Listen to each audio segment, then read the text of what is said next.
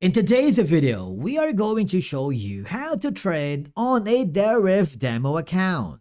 We will cover how to create your demo account, access the trading platform, place your very first trade, and understand the basic tools and features inside Deriv.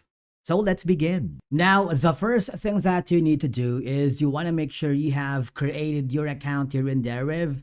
And if you do, log in using your credentials.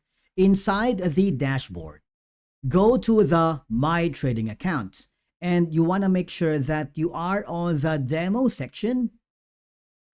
And we need to create your first demo account. Scroll down until you find the option that says Add More Accounts.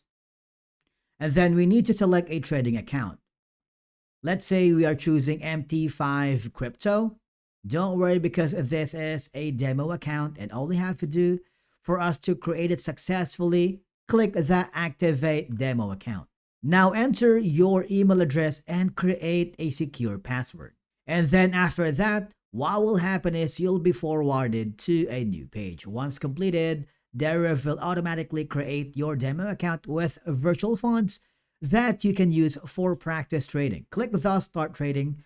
So we will be forwarded to the MetaTrader web terminal. Click the Connect Account, and there you have it. Now, before placing any trade, check the top area of the screen and make sure your account says Demo. Since this is a demo account, this is extremely important because demo accounts use virtual money while real accounts use actual funds. Now, let's quickly understand the basic trading interface. On the left side, you can select the market asset you want to trade. You will see the charts and market movements in real time. And of course, on the right side, you can configure your trading settings, including the symbol. If you want to trade crypto, synthetic indices, it's up to you. Take a minute to explore the interface because understanding the layout makes trading much easier. For example, we are going to choose a crypto.